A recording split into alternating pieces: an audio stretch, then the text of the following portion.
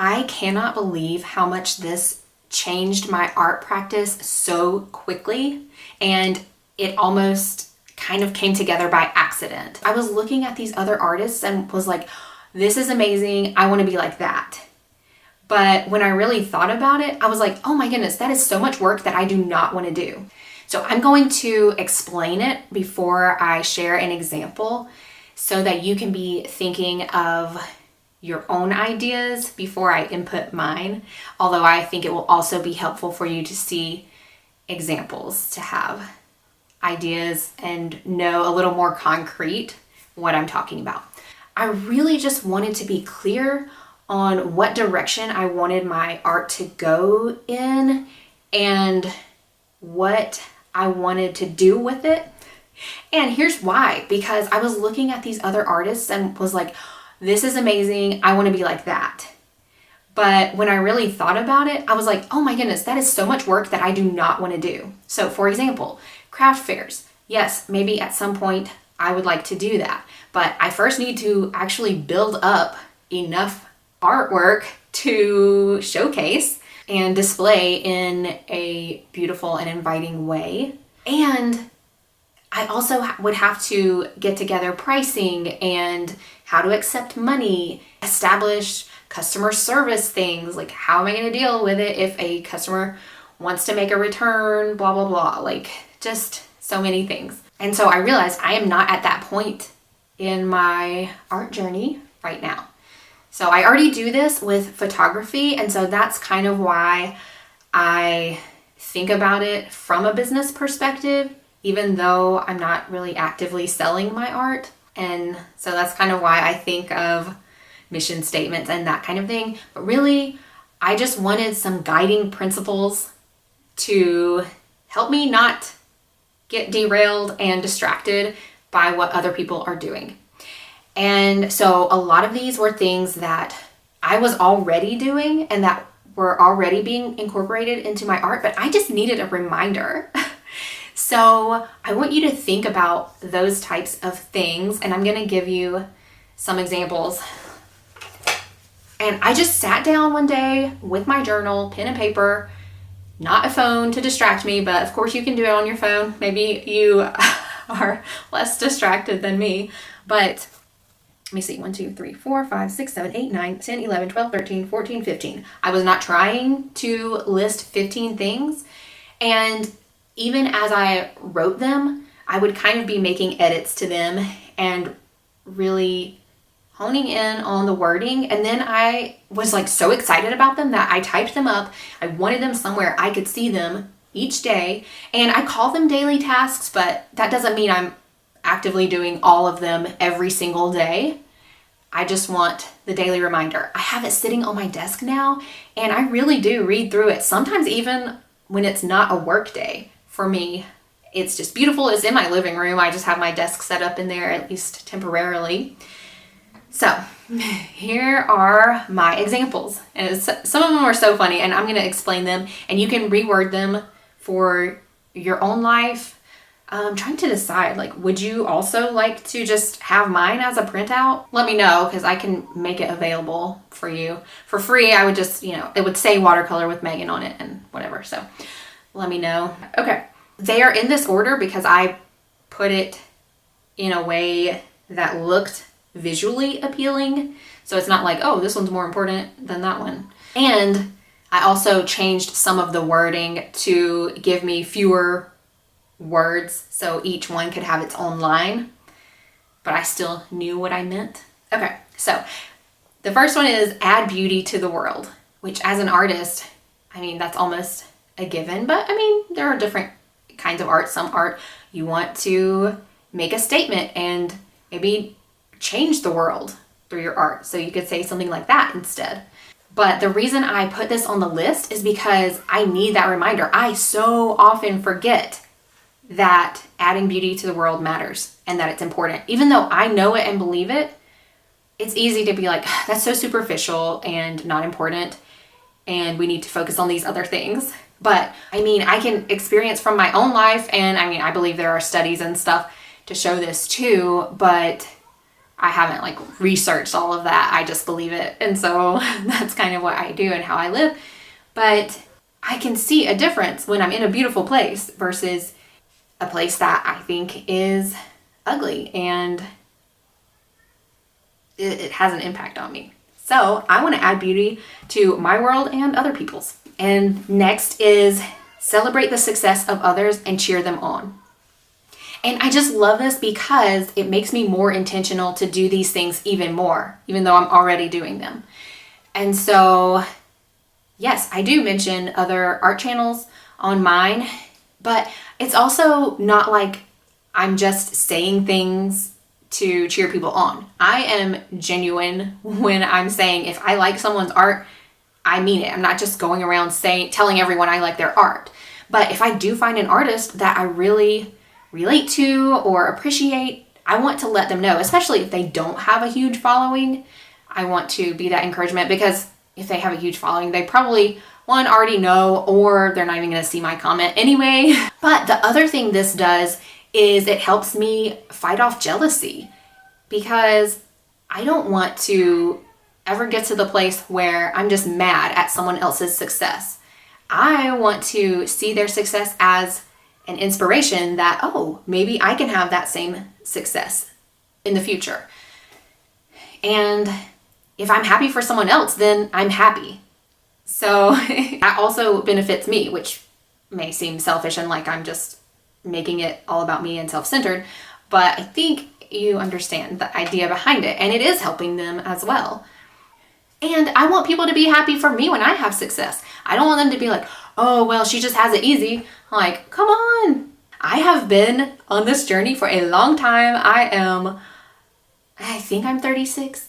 I'm at the age where you don't know what age you are anymore. But I have known since I was a child, I wanted to live a creative, fun, happy life. And I didn't have some other specific job that I wanted to do.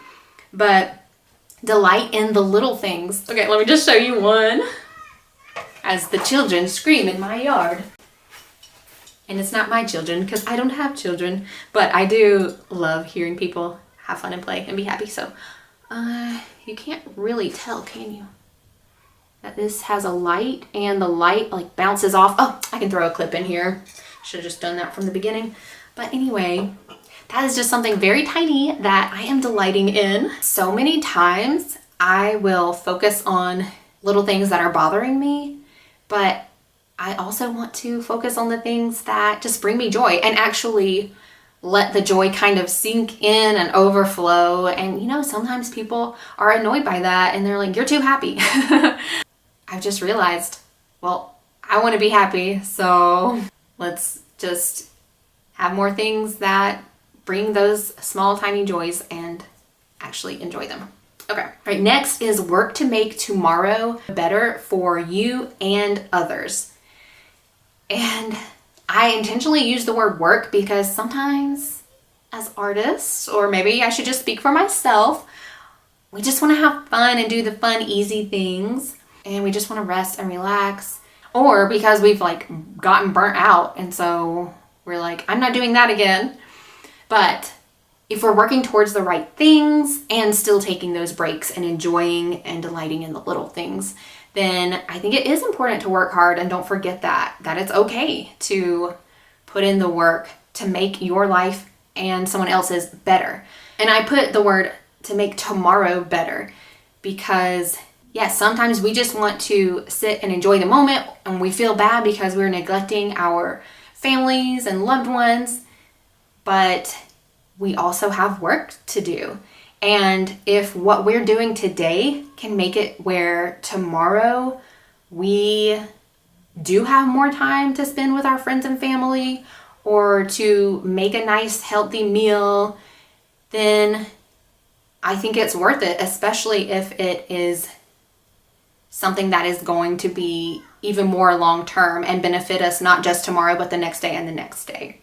So these YouTube videos right now, yes, I have fun doing them, but they are a lot of work. But I also believe that in the future, They will be less work and allow me to have an additional stream of income that will benefit myself and my husband. Next is express gratitude. I am so thankful to be able to be an artist. I am thankful to other artists who are putting out content that is teaching me and helping me grow. And I did a 30-day gratitude challenge for the month of November by painting one thing a day that I was grateful for. And it has made such a big difference in my art practice, which I wasn't expecting. I was expecting it to just help me be more grateful and express that gratitude. That was part of why I included that. Next is slow down and take time to notice the details. I sometimes find myself taking shortcuts because I am a very slow person actually by nature. So it seems like, oh, I wouldn't need to slow down. But I think because I am slower, I take more shortcuts and don't refine things or pay attention to details as much, or in certain ways, in certain areas, because it would just take me so much time.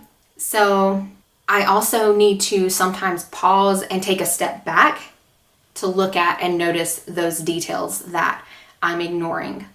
So part of this really came into play when I was thinking about my setup. It wasn't very inviting, and so I took some time to change those details, and it's just a lot more beautiful, and we'll see if that helps in the long run.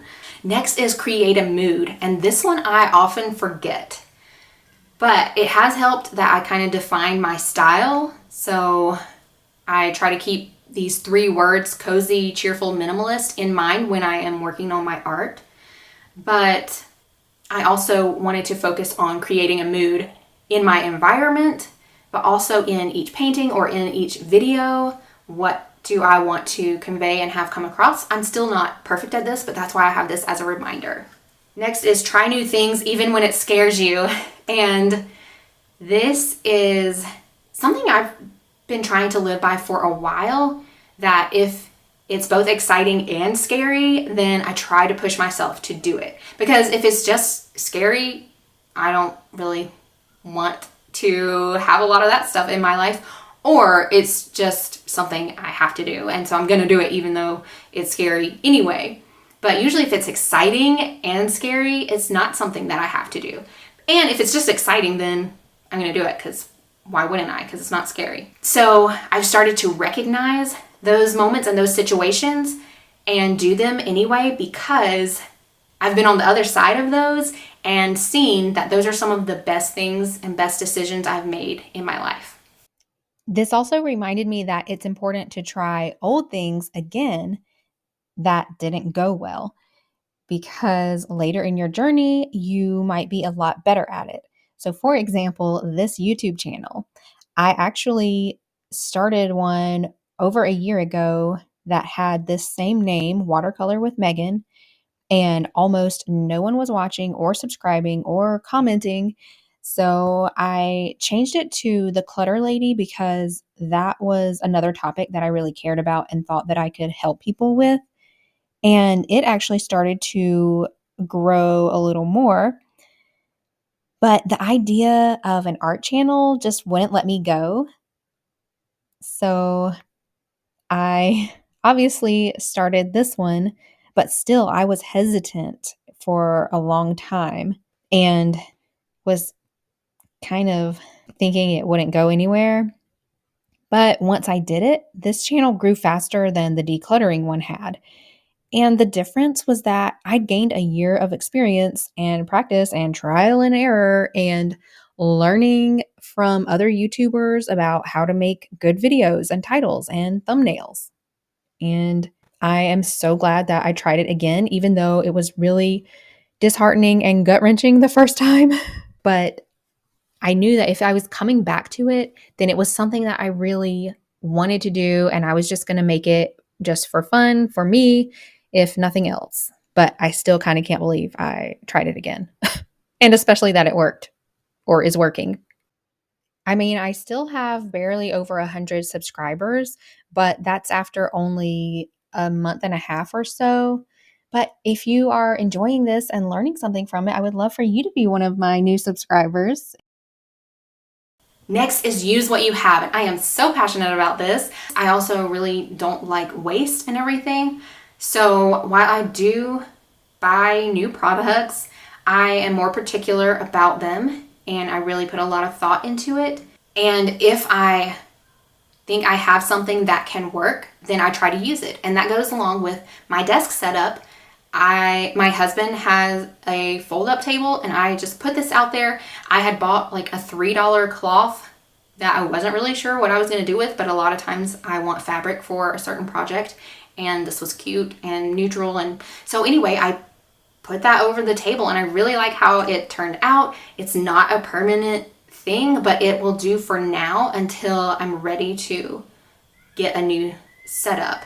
And it's helping me learn what I like and don't like about having a desk setup. There are 5 or 6 more, but I think you get the picture. So hopefully this gives you some ideas. And I made this video on my other channel about finding your style, and I probably should have done it on this channel, and I probably will do another one about finding your style as an artist. But this video has so many of the points that I wanted to say, so I'm gonna link to that and add it to my playlist about leveling up your art. I've gotten some really good feedback about it, even though it was on a channel about clothing and decor. So check it out and let me know what you think.